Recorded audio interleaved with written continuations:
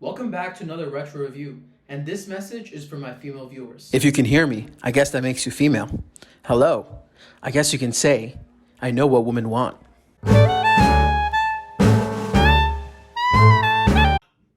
Welcome back. That's right. Another day, another video. Thank you for continuing to watch all of my reviews. Today I want to do a different movie. I wanted to take you back. Just give me a moment, guys. I'm going to find it for you. When did What Woman... Guys, bear with me a second. What Woman? 2000. I want to take you back about 23 years in the year 2000 when a whole bunch of famous actors were famous and they were somewhat youthful.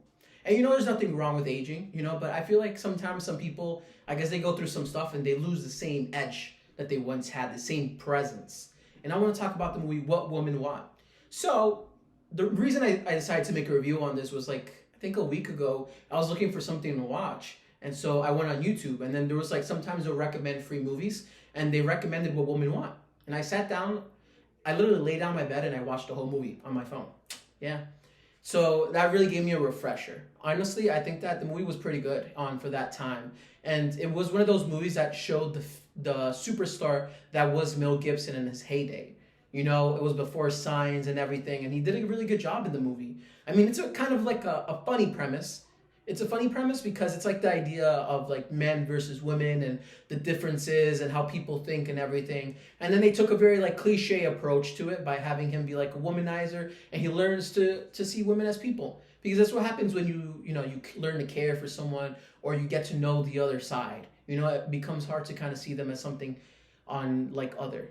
So I really like the movie. It's a very simple, straightforward premise, but the acting was really well done. I really felt like Mel Gibson was great in this movie, and so was Helen Hunt, who played the female lead on his boss, and then the love interest as well. I thought she was a very honest type of character. I really felt like I could hang out with her. She seemed really nice. So I really like those type of characters, honestly. And then Mel Gibson was kind of cool and funny, but at the same time, you could kind of see how a lot of his decisions led to him kind of just being a very lonely person.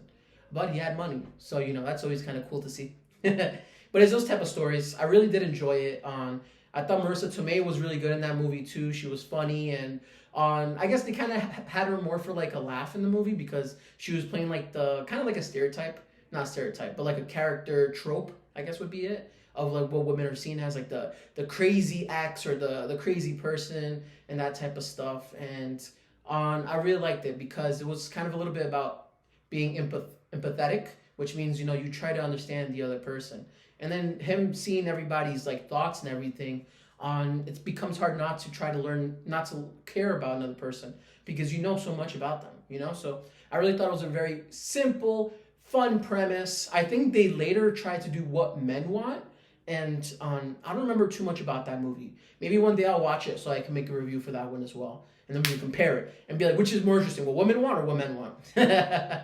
No, I'm just kidding. But at the end of the day, I thought it was a really fun movie. It was pretty good, fast. I think that sometimes as movie watchers, we try to overcomplicate things.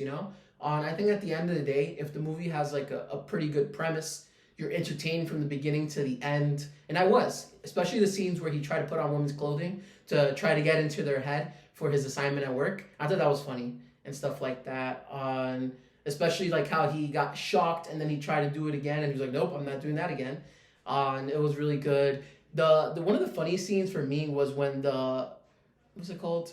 The woman who works for his building is trying to find him a taxi, and she's basically sizing him up and everything, and kind of just trying to. She really liked him, and that threw him off by a lot because he didn't think anything about her. So I think that's what happens with people. We all have our own thoughts, and we're all in our own worlds. And then when you try to get into someone's head, that's always a very funny and sometimes scary place. Especially because one of the subplots was a story about this woman who works in the office who's invisible, and he thought she might have committed suicide. And I thought, I think that's what happens too. Is just a lot of people live what they call a quiet desperation, where they don't necessarily tell anyone what's going on, but in the inside they're slowly dying. But he goes and tries to rescue her and that type. I don't know why I say that type of stuff, but basically what I mean is that everything that encompasses that is what happens. And so I really did like that. I liked the story. I was very entertained. I felt like the hour and 40 minutes was well used. I didn't feel like it outstayed its welcome or anything like that. So it was a good movie. To be honest with you, since this is a spoiler review, I felt like the ending was a bit abrupt. But I think that that's a lot of times what happens with the romantic comedies anyway. Because, we're just meant to see them get together. Or I guess in one way, he has to learn his lesson. And he learned at that same moment, and then bam, they were like end credits. And I was like, that's it? I was like, all right.